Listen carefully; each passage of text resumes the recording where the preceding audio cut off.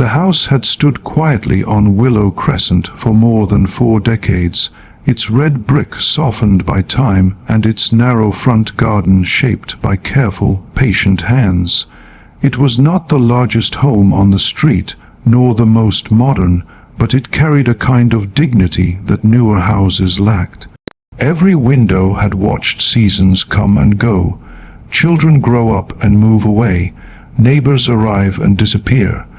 And inside lived Margaret Hensley, an elderly widow who had owned the home outright since before most of the current residents could remember. Margaret's life had settled into a gentle rhythm. Mornings were slow, marked by tea at the kitchen table and a glance through the window at the roses she had planted with her late husband decades earlier. Afternoons were spent tidying, reading, or watching the quiet of the street.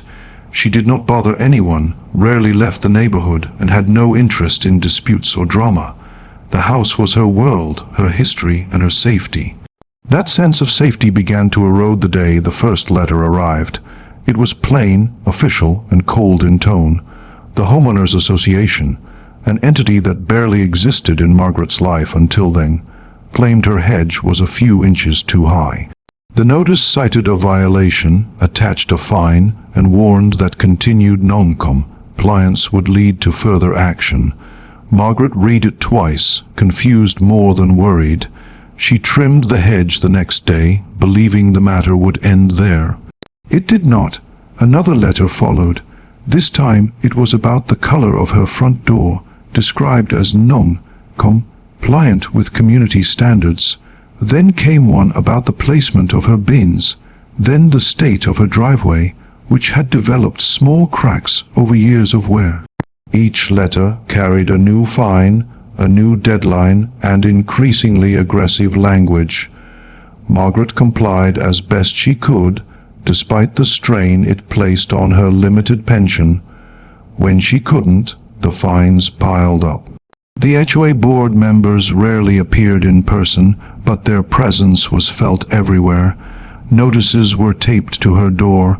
Official-looking envelopes arrived weekly. The tone shifted from corrective to threatening, using words like enforcement, lien, and legal escalation. For Margaret, these words were heavy and frightening. She had never dealt with lawyers, courts, or disputes of any kind. The idea that her home could be taken over paperwork and technicalities seemed unreal, yet the letters insisted it was possible. Neighbors noticed the change in her demeanor long before they understood the cause. Margaret stopped tending her garden as often. The roses began to wilt. She no longer waved from the window as people passed. The joy that once defined her routines was replaced by anxiety. Each knock at the door, each unfamiliar car on the street, sent her heart racing. Behind the scenes, the HOA board had already decided what they wanted. Margaret's home sat on one of the most desirable plots in the neighborhood. Developers had quietly expressed interest in acquiring older properties to renovate or replace them with modern builds. The HOA, eager to increase property values and, with them, their own influence, viewed Margaret as an obstacle rather than a resident. Her age, her isolation, and her lack of legal knowledge made her an easy target. The violations escalated in both frequency and absurdity. She was cited for seasonal decorations that stayed up too long, for minor paint where invisible from the street, for a fence that had stood unchanged for 30 years. Each citation added pressure, both financial and emotional. The fines grew faster than she could manage, and the letters began to suggest an alternative solution to her problems. That solution was selling. The HOA framed it as concern. They claimed the stress of compliance might be too much for someone her age. They implied that downsizing would be healthier, easier, more suitable. They made it sound as though they were doing her a kindness. But beneath the polite language was a clear message: leave or we will make you. Margaret resisted quietly. She paid what she could, fixed what she could, and ignored the rest, hoping the storm would pass. She did not tell her son, Daniel, what was happening. Daniel lived abroad and worked in a demanding profession. She didn't want to worry him. She believed stubbornly and naively that things would resolve on their own. Instead, the HOA moved closer. A final notice arrived one gray morning, heavier than the rest. It warned of a potential lien against her property due to unpaid fines and repeated violations. The legal language was dense, but the implication was clear. The home she had lived in for most of her life was now at risk. Margaret sat at the kitchen table for a long time, the letter trembling in her hands. The house felt suddenly smaller, as though the walls themselves were closing in. That night, she barely slept. Memories flooded her mind, raising her son in those rooms, laughing with her husband in the garden, celebrating birthdays and quiet victories under that roof. The thought of losing it all to strangers wielding clipboards and policies was unbearable. Days later, an estate agent's card appeared through her letterbox. The message was subtle but unmistakable. Word had spread that Margaret might be willing, or forced, to sell. The pressure was no longer just bureaucratic, it was personal. She felt watched, judged, cornered. The HOA had succeeded in making her feel unwelcome in her own home. In a moment of exhaustion and fear, Margaret made a decision she had been avoiding. She picked up the phone and called her son. When Daniel answered, she tried to sound calm, but the strain broke through. She told him everything: the letters, the fines, the threats, the growing fear that she would lose the house.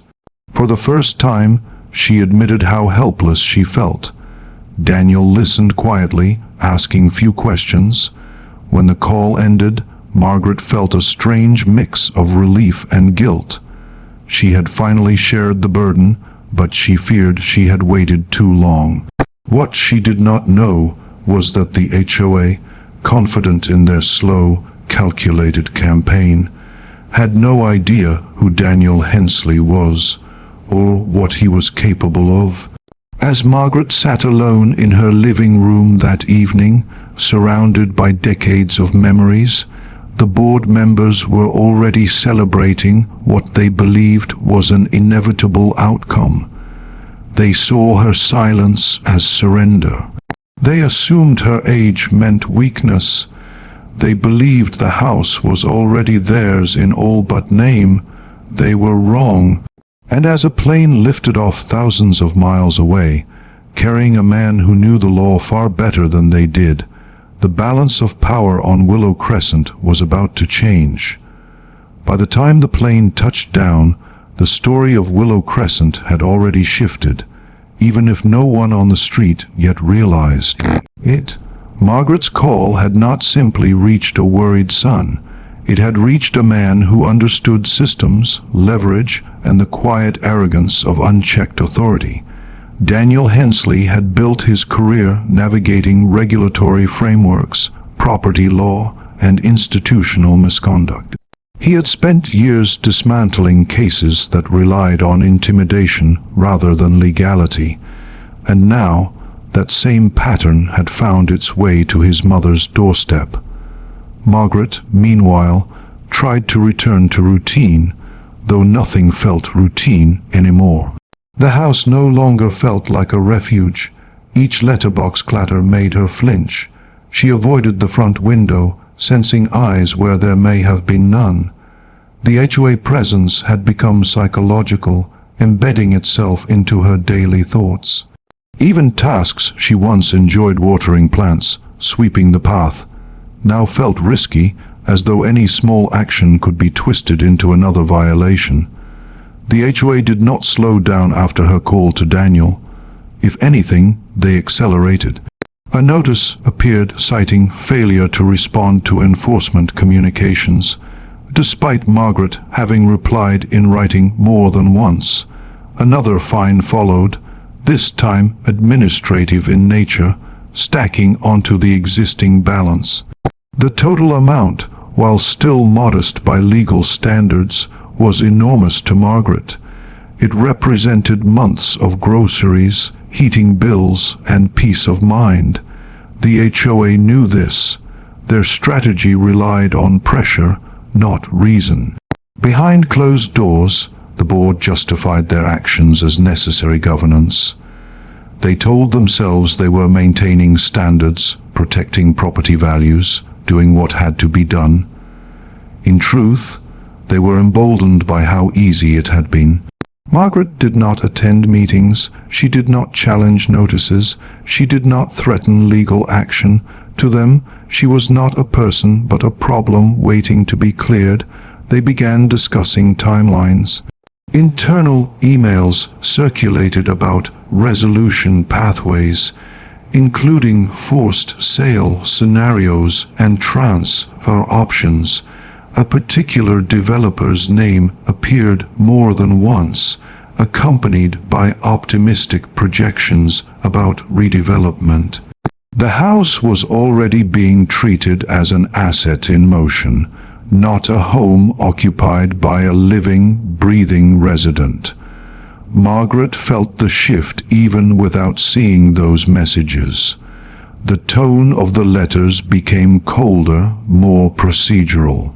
References to compassion disappeared, replaced by deadlines and consequences. The implication was unmistakable. The process was moving forward with or without her cooperation. In an attempt to regain some control, Margaret visited a local advice center. The volunteer listened kindly but offered limited help. HOA disputes, she was told, were complex and often favored the association. Legal assistance would be expensive. The best advice she received was to comply or consider selling before the situation worsened. It was not malicious advice, just resigned realism. That resignation followed Margaret home. She walked through each room slowly that evening, touching the edges of furniture, the corners of door frames, the mantel where old photographs stood. The house had always been solid, familiar.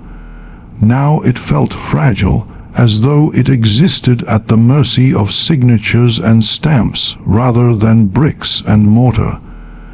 The idea that she might be forced to leave without having done anything wrong gnawed at her.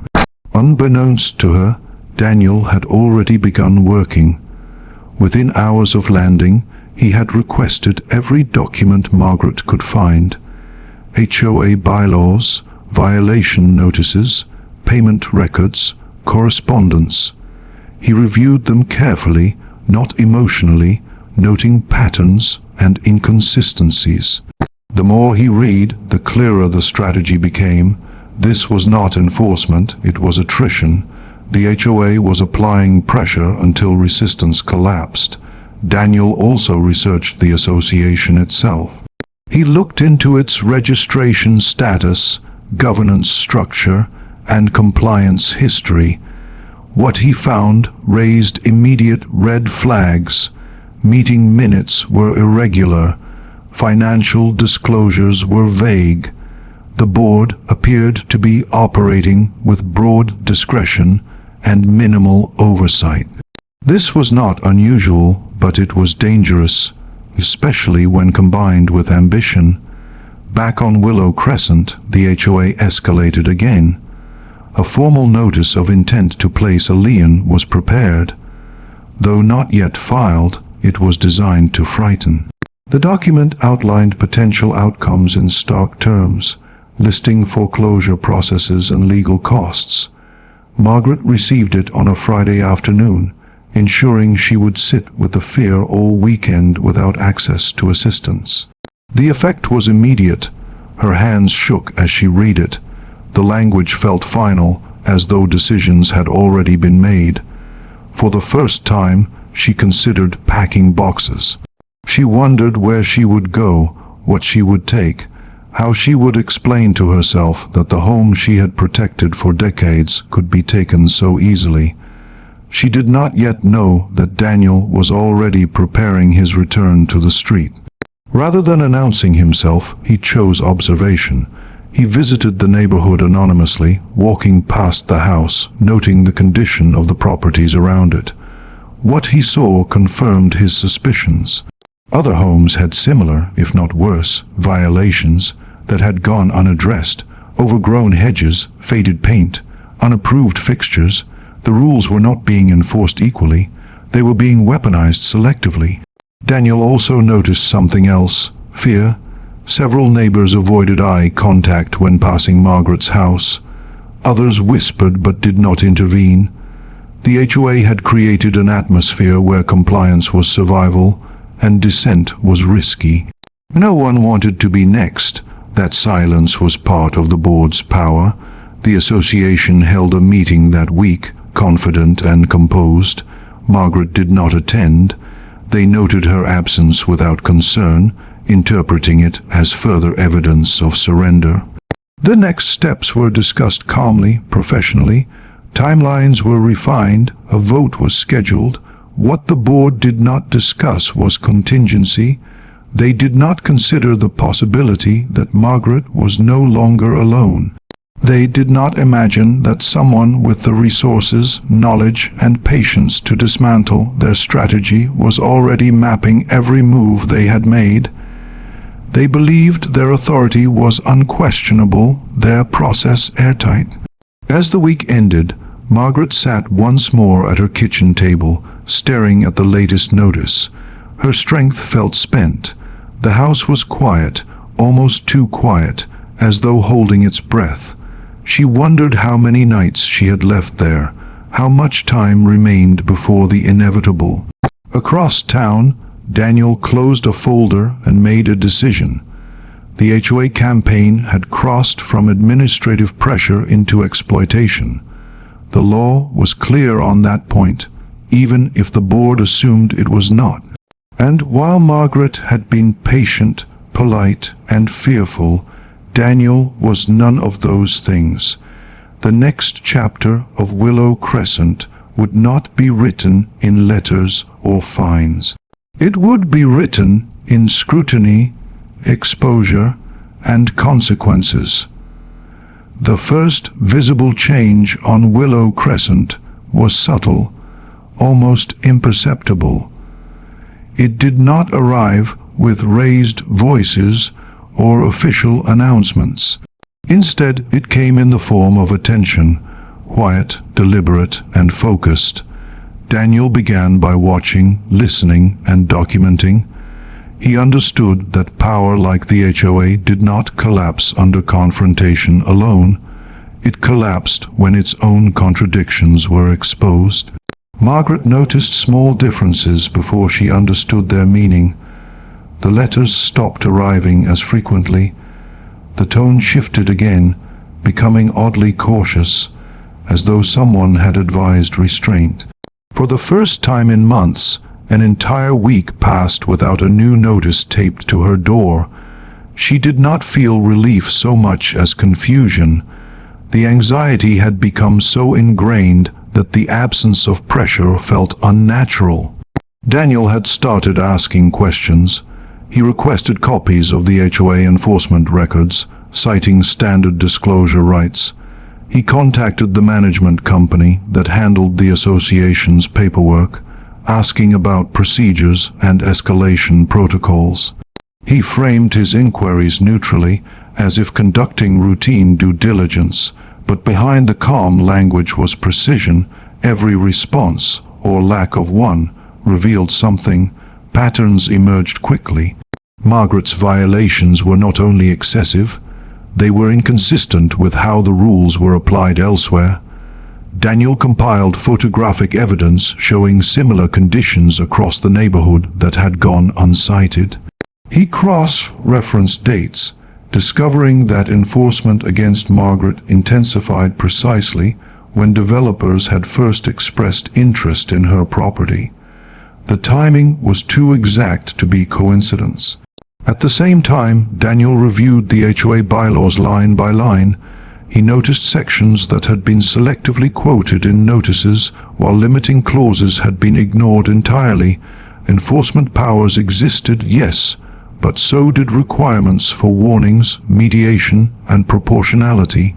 Those requirements had been bypassed. The board had relied on Margaret's lack of challenge to act as though those safeguards did not exist. Margaret watched her son work with a mixture of awe and guilt. She had never seen this side of him before. To her, he had always been simply her child, now grown and busy. Seeing him move through stacks of paper, calmly dismantling something that had felt unstoppable, stirred emotions she struggled to name. Relief came first, followed closely by anger that it had taken his involvement for her to be treated as though she mattered. The HOA sensed a shift, even if they did not yet understand it. Emails from Daniel began arriving in their inboxes, measured and professional.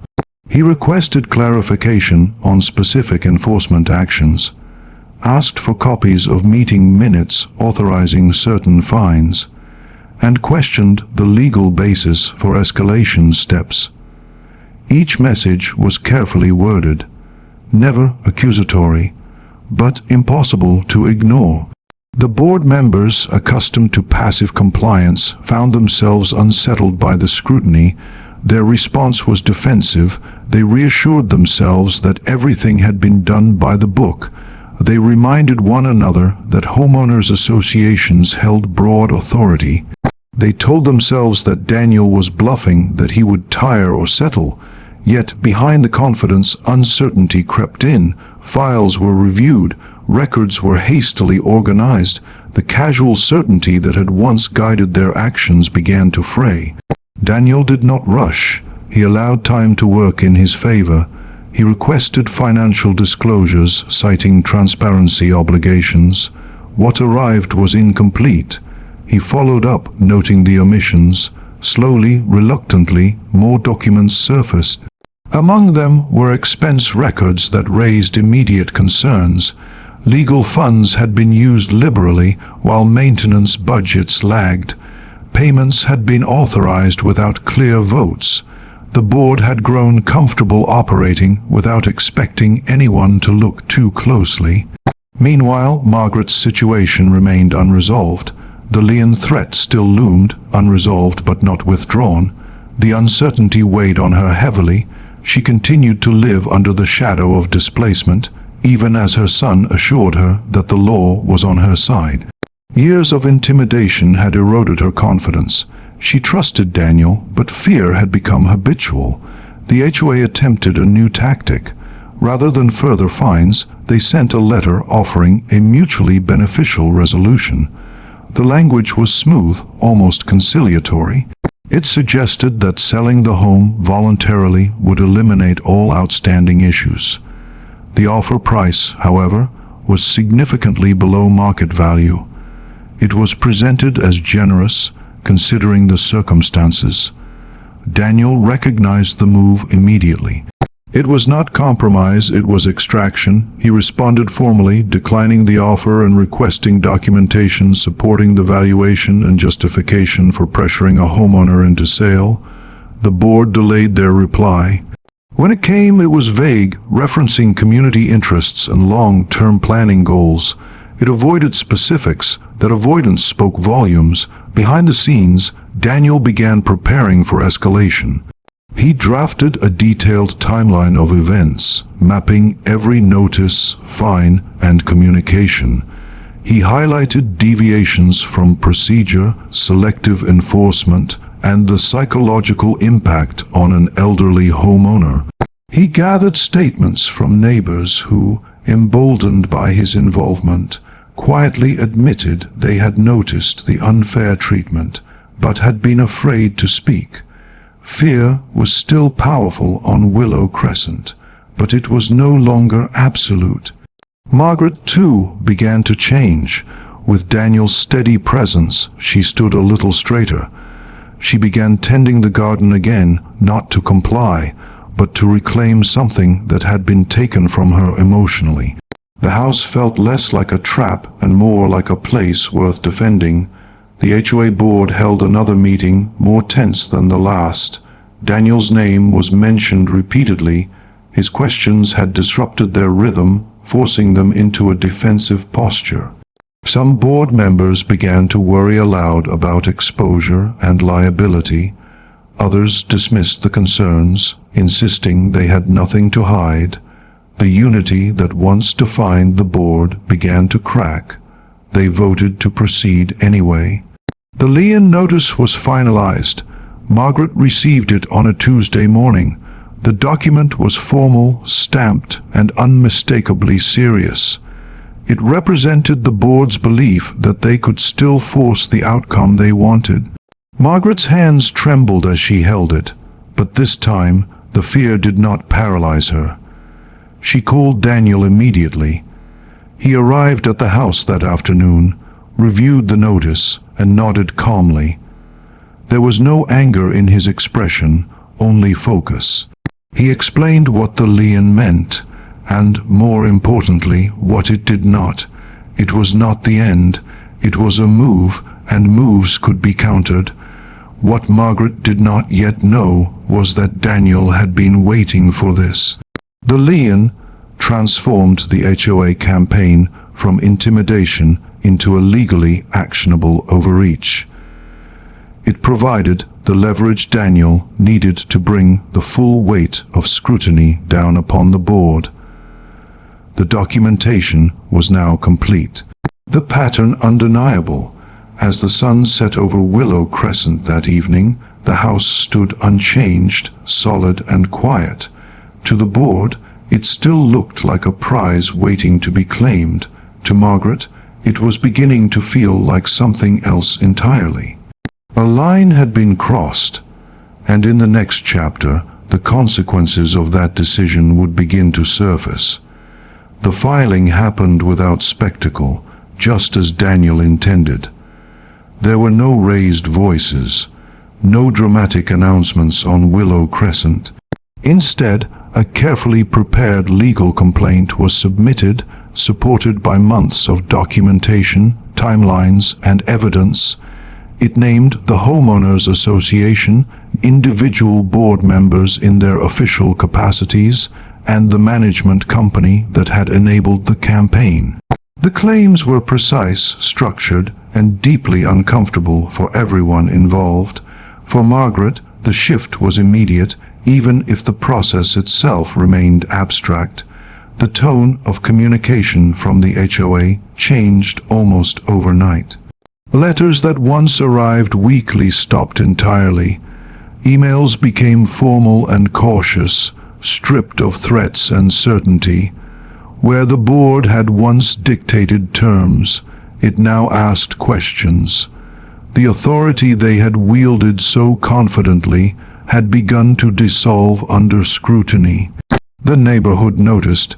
Word spread quietly that the HOA was under review. Residents who had long avoided attention began to pay closer interest. Conversations that once happened in whispers grew bolder. People compared notes, realizing that many had experienced minor versions of what Margaret had endured.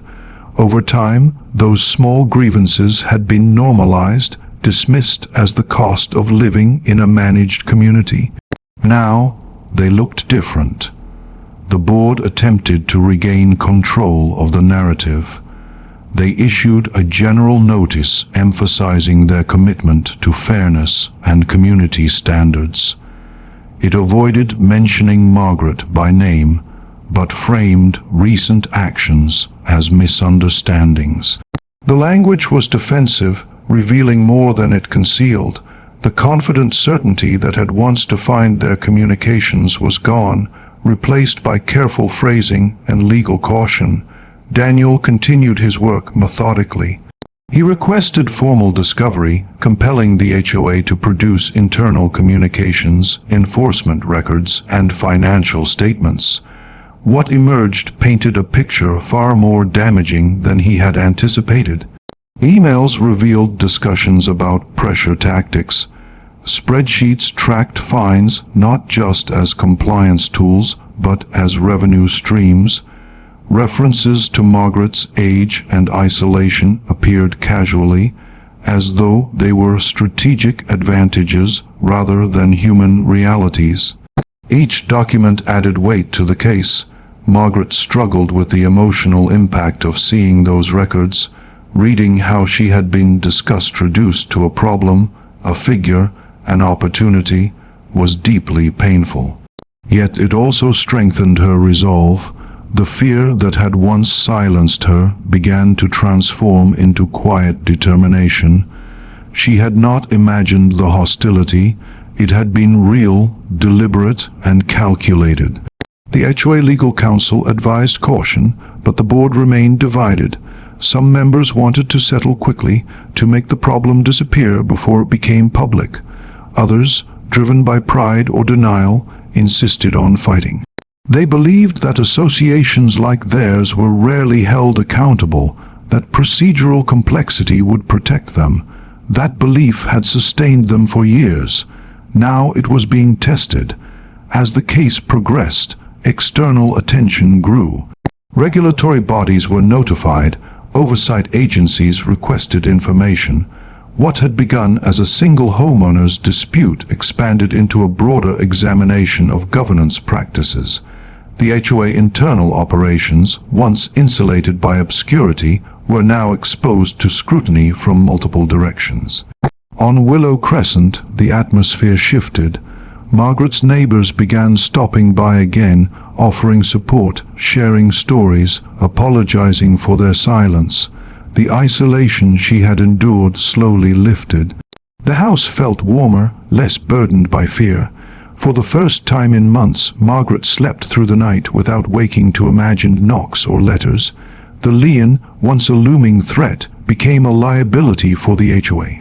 Daniel moved to have it challenged formally, arguing that it had been applied improperly and in bad faith. The motion was supported by clear evidence of selective enforcement and procedural violations. The association's attempt to secure leverage had instead strengthened the case against them. Behind closed doors, panic set in. Board members worried about personal exposure. Questions arose about indemnification, insurance coverage, and individual responsibility. The unity that had once allowed them to act decisively fractured under pressure. Resignations were quietly discussed, then postponed, then reconsidered again. No one wanted to be the first to step away, but no one wanted to be the last holding responsibility. Daniel remained steady. He did not rush to publicize the case, nor did he seek spectacle. He understood that the greatest pressure came not from outrage, but from inevitability. The documents spoke for themselves. The timeline was clear, the behavior indefensible. Margaret attended a mediation session arranged as part of the process. She did not speak much, but her presence alone carried weight. She was no longer a silent recipient of notices.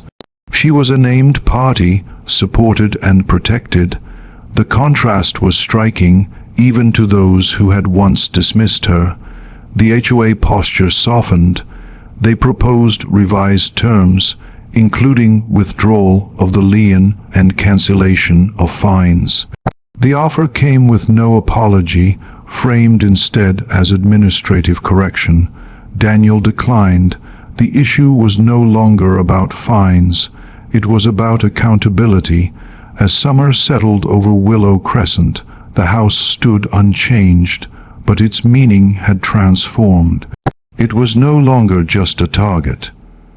It had become a symbol of overreach confronted, of quiet endurance meeting calculated resistance. Margaret sat in her garden one afternoon, watching the light fall across the roses. She felt older than she had before the ordeal began, but also stronger. The fear that had once defined her days had given way to something steadier. She was no longer waiting to be pushed out. The HOA, once smug in its certainty, now faced a future it could not control.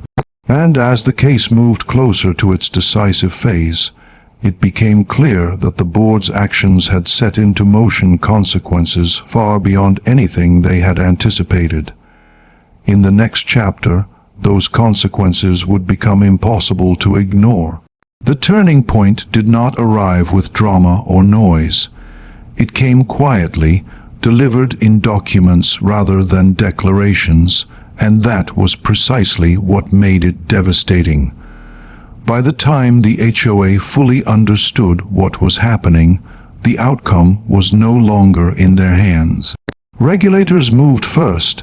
Following the disclosures triggered by Daniel's filings, an external review was opened into the HOA governance practices. What began as a focused inquiry into Margaret's treatment expanded rapidly. Financial management, enforcement consistency, board conduct, and compliance with statutory obligations all came under examination.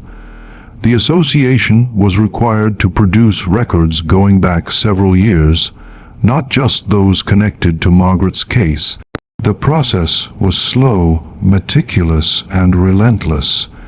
Every missing minute from meetings, every unexplained expense, every informal decision that should have been documented became a liability. The board's casual approach to power, once shielded by obscurity, now worked against them. Silence was no longer protection, it was evidence. On Willow Crescent, the mood shifted from fear to anticipation. Residents who had once avoided attention now followed developments closely. People who had never questioned the HOA authority began to recognize how much power had been exercised without oversight. Small grievances, dismissed for years, suddenly felt significant. Margaret's experience reframed the community's understanding of what had been happening behind polite notices and official letterheads. The HOA attempted damage control. They issued revised guidelines, announced internal reviews, and hired consultants to improve transparency. These actions might have been effective months earlier.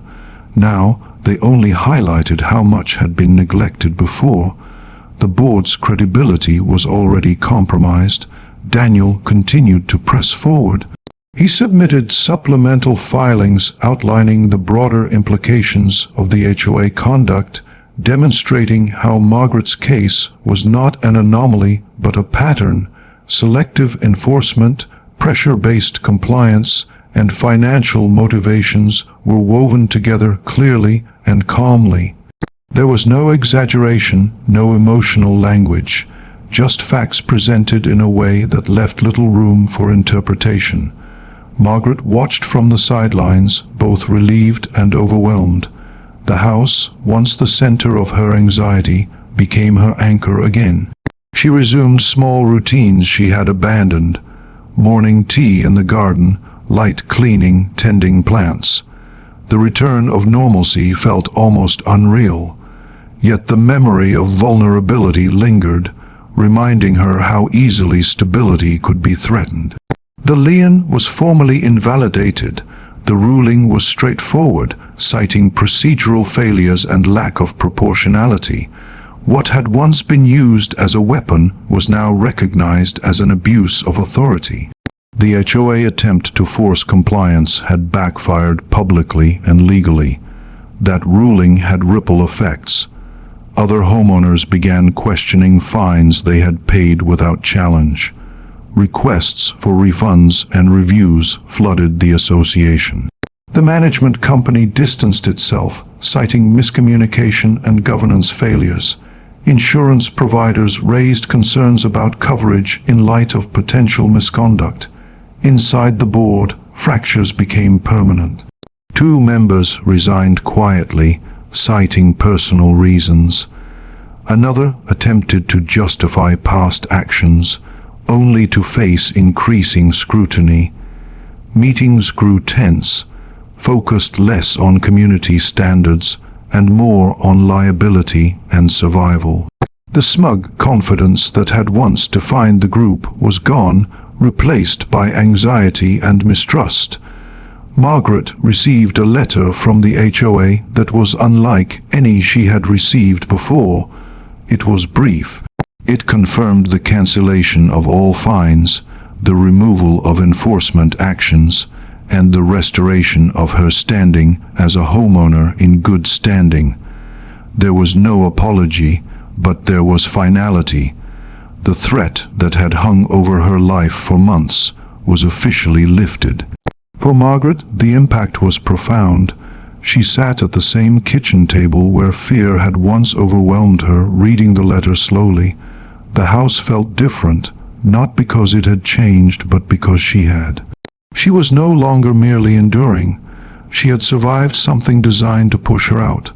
Daniel encouraged her to take time to rest, to let the weight lift gradually. He knew that victory on paper did not immediately erase emotional scars. Healing took longer than rulings. As autumn approached, the HOA situation worsened. The regulatory review concluded with findings that were impossible to ignore. Governance failures were confirmed. Enforcement practices were criticized. Financial oversight was deemed inadequate.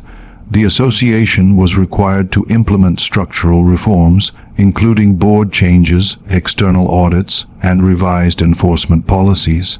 The community reacted with a mixture of anger and relief. For many residents, the HOA had long felt oppressive but unavoidable.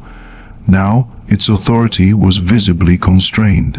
Margaret's case became a quiet reference point, a reminder that power could be challenged, even by those who seemed least equipped to do so. The board scheduled a special meeting to address the findings. Attendance was higher than it had been in years. Residents listened closely as reforms were outlined and questions raised. The dynamic was unmistakably different. The HOA was no longer speaking down to the community, it was answering to it. Margaret did not attend. She chose instead to sit in her living room, surrounded by photographs and familiar objects, feeling something close to peace. The house was still hers. That fact, once uncertain, now felt solid again. The story, however, was not yet finished. The legal case moved toward resolution, and with it came consequences that extended beyond policy changes. Accountability, long avoided, was finally approaching.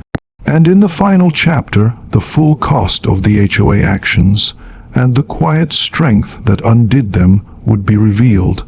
Chapter 6, the resolution arrived not as a single moment, but as a series of closures that unfolded over time. Each one stripped away another layer of the power the HOA had once wielded so casually, until what remained was an organization fundamentally changed by its own excesses. The final settlement was comprehensive. It formally acknowledged the improper handling of Margaret's case without framing it as an admission of wrongdoing. That distinction mattered little in practice. The outcome spoke for itself. The HOA agreed to financial compensation, covering legal costs and damages related to emotional distress. More importantly, binding commitments were made to reform governance practices, enforce rules uniformly, and protect vulnerable residents from targeted pressure. Several board members stepped down permanently. New elections were mandated, supervised externally. Term limits were imposed. Oversight mechanisms were strengthened. The association that had once operated with quiet impunity was now constrained by accountability. For Margaret, the legal language mattered far less than the lived reality. No one knocked on her door with notices anymore. No envelopes arrived filled with threats disguised as policy. The house returned to being simply a home. The silence that once felt ominous now felt comforting. She reclaimed her routines fully, The garden flourished again, roses blooming where fear had once taken root. Neighbors stopped by not out of curiosity, but kindness. The isolation she had endured was replaced by a sense of belonging she had not realized she had lost. Daniel prepared to leave. His work was done, though its effects would continue long after his departure. Before he left, he walked through the house with Margaret. Listening as she shared memories she had once feared would be all that remained. The house was no longer just a structure saved from loss. It was a testament to endurance. On Willow Crescent, the HOA became quieter, more cautious. Rules were still enforced, but with transparency and restraint. Notices included explanations rather than threats. Meetings were better attended. The culture of fear dissipated slowly, replaced by something closer to balance. Margaret's story spread quietly through the community. It was not sensationalized. There were no banners or celebrations.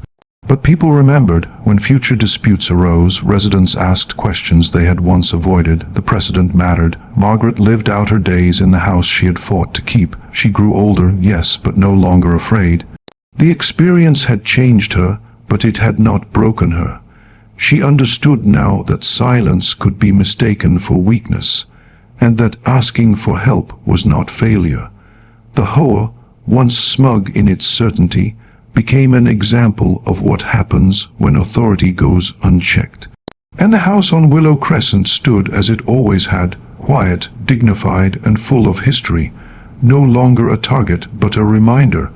A reminder that even the smallest voice, when supported by truth and resolve, can stop something much larger from taking what was never theirs to begin with. If you liked this story, please like, subscribe, and share it with others so they can learn something from it too.